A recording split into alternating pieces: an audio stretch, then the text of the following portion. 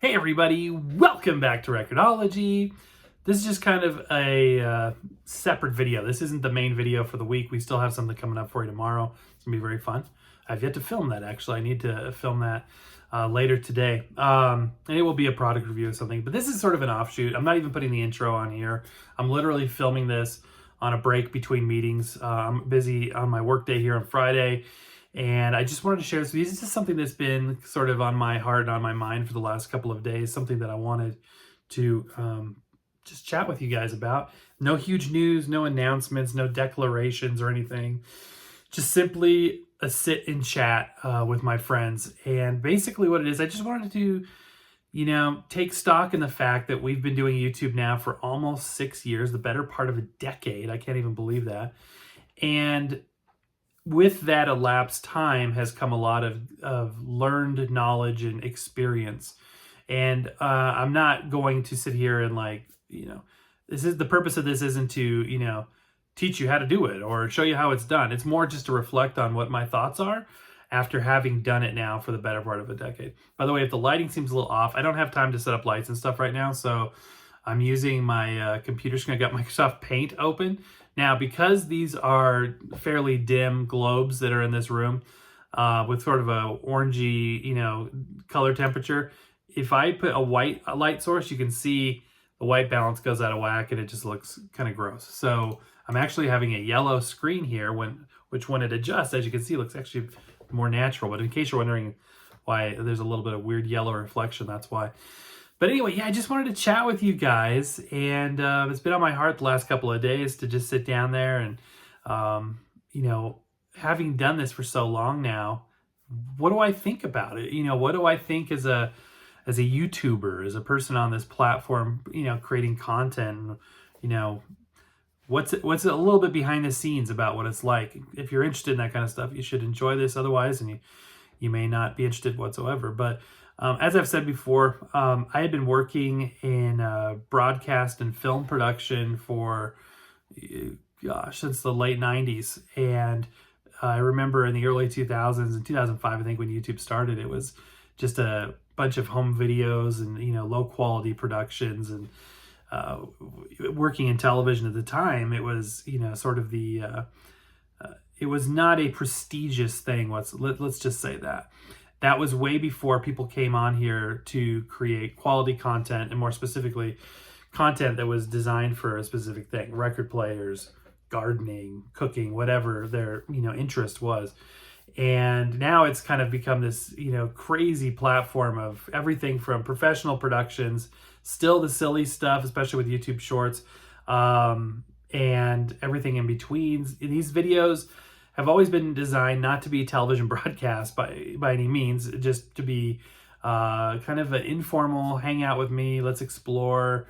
I've made it abundantly clear that I am not an expert in this, but I've just learning and experiencing as I go.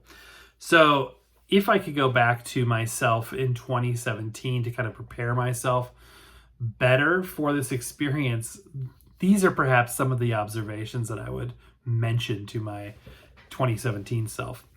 Would I still do it? I would still do it. It has been very rewarding, getting to know some wonderful people. It has been painful in ways that I didn't expect, and it has been engaging longer than I thought. I can't imagine we're 6 years in. I thought maybe a year or two. I think when I started, I did not think 6 years and still going. And there has certainly been times along the way when I've been like, maybe this is just done. Maybe do I really want to do this? I definitely don't want to do it for the rest of my life. Not that I have a problem per se with it, but I would like for my life to be a variety of things that I have done. And Record-ology, YouTube, is one of those things that I want to have in that collection of experiences. Plus, there's a finite amount of things you can talk about, and there's a finite amount of things that you can review.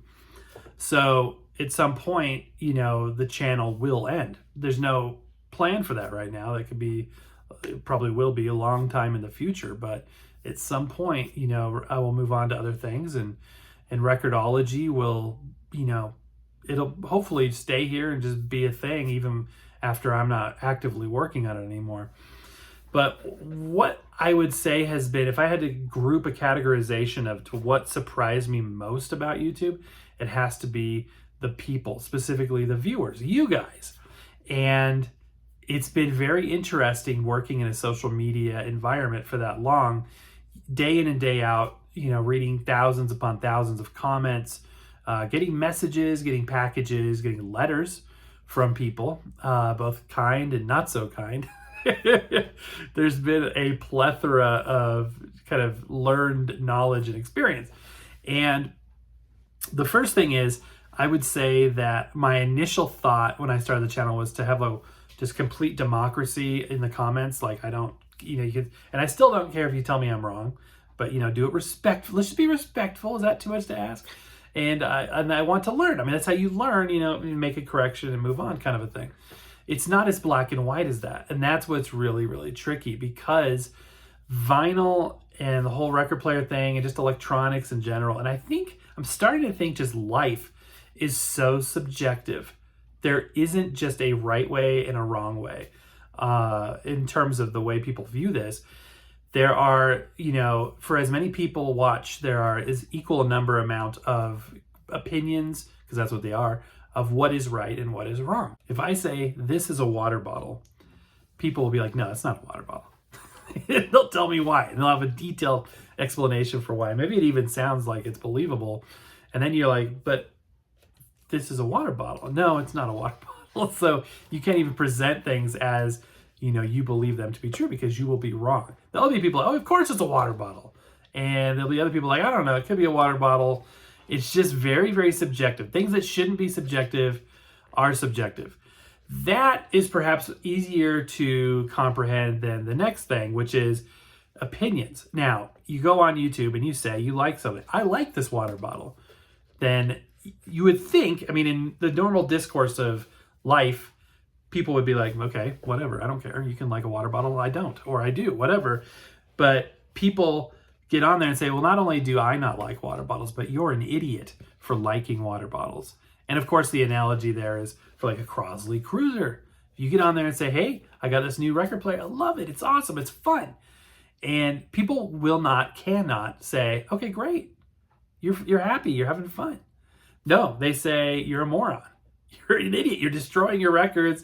And that's a crap unit that is imported from China. And, it's part of this big conspiracy to destroy your records and all this garbage.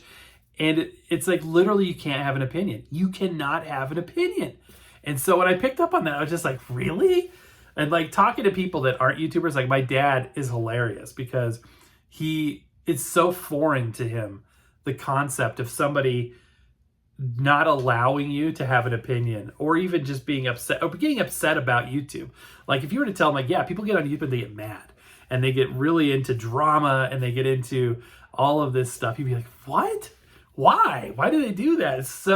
And if you take that perspective, you take a step back, you're kind of like, why do people get upset about that? Why do they care? So that's something I've learned, is that people really have an opinion and they will share it. Now, it's not a huge surprise that when you are in the comment section, when you are on a social media app, you can hide behind a certain level of anonymity. You can stay somewhat anonymous, and people become emboldened by that, and they feel like, well, I can be a big time jerk and nobody's going to know better. What are they going to do? And so they get nastier, they get crueler, they get more brazen. And so the comments are, I feel like, amplified versions of reality. Maybe both ways. Maybe for people that are just like so happy, they wouldn't perhaps be that gushing in real life. But definitely they wouldn't be as negative. The ones that are, you're a moron, you're an idiot. All this stuff is just like, what? Are you seriously this opinionated about this? And you're leading people down the wrong path and all this stuff. It's crazy to me. It's crazy to me. And you can say to them, you can say a million times, like, this is just a hobby. This is just for fun. This is my stuff. These are things that I own, that I've purchased or have been given to me. They are not yours. And not in a rude way, but what business is it of some rando on the internet what I have or what I think about what I have or what I do with what I have. You would say to yourself, well, of course, it's none of their business. But they make it their business. They're like, oh, yeah, you need to stop doing this and you need to start doing that. And I want you to say this and you shouldn't say that. And I'm just like, no, that's not how this works. So when I started off having the Wild West of open comment section, the democracy of comments, it didn't take long before I realized, wow, there is a lot of people out here with strong opinions. There is a lot of jerks. There's a lot of cruelty. There's a lot of misinformation that I am picking up even as a beginner. I'm able to see what's misinformation in some cases, and I can see what's subjective and what is my opinion versus fact, and I try to state that and differentiate the two. But it became necessary early on to say, this needs to be controlled. So I switched the comments from just approve all to review, which means that every comment that comes through, assuming the system is working, which it does usually, it's better now than it was, I have to go into a queue and approve each one. And then if somebody's just, being nasty, then they'll get deleted. If it's a minor infraction and it's a first time offense kind of a thing, then I usually just delete it. If they're repeat offender, then I'll block them. And we have blocked a lot of people, which again, I didn't anticipate doing that, but there's been so many people that are just in the comment section doing no good for anybody. And it's not just, something to me. Well, I personally laugh at them and I think they're amusing, but I don't want the community space to be, toxified by this nasty kind of attitude. People get real nasty. People are mean and nasty, not just to me, but to each other. They'll attack each other and stuff. And I just don't want that environment. I don't want to foster that environment.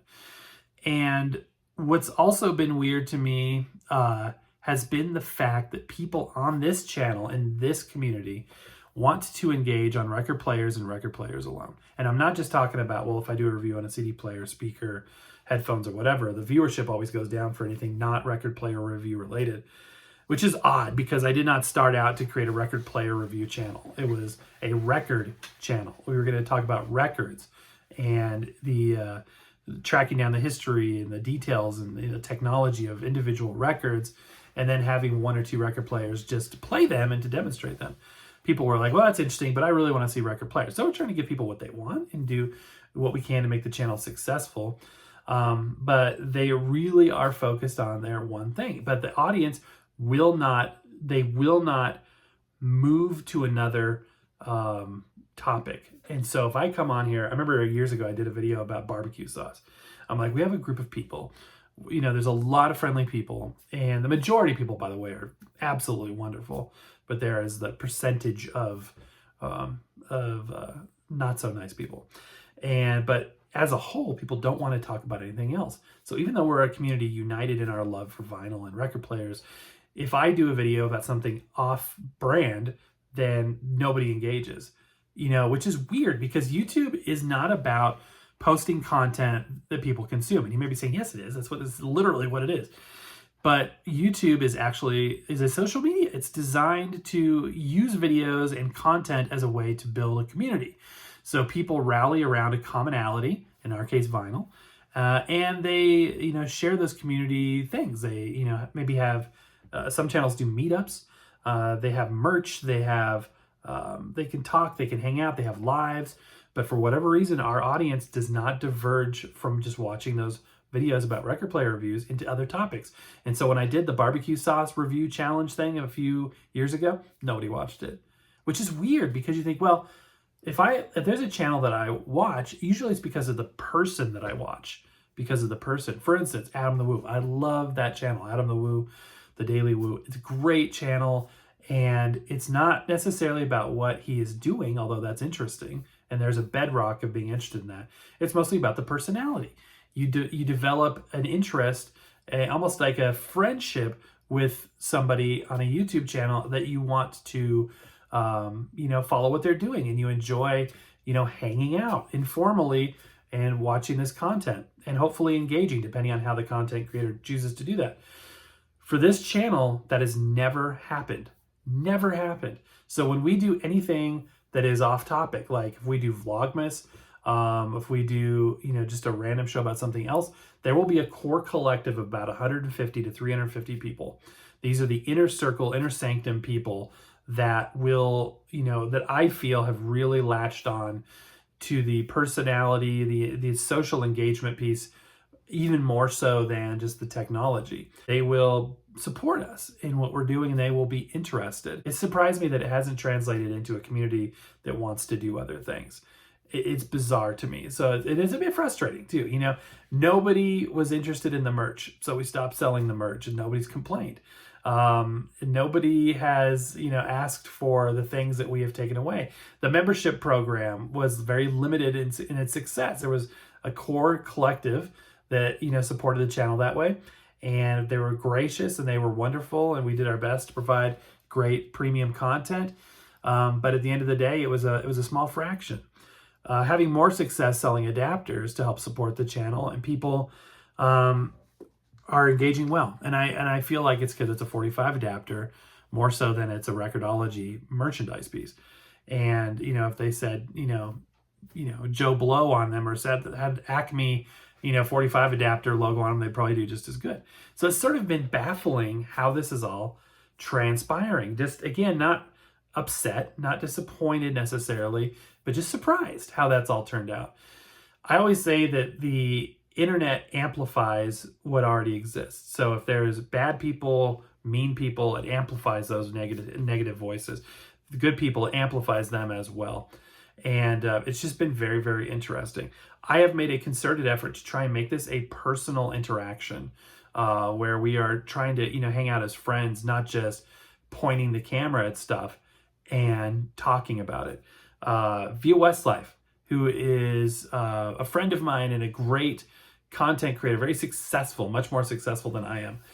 And he doesn't do that personal piece. He doesn't welcome you in. He doesn't do an intro. He points the camera at the stuff and he talks about it very well. And then he shuts the video off. There's not even a goodbye. It's just, here's this thing and here's how it works. Goodbye. Not even goodbye. Just cut the video.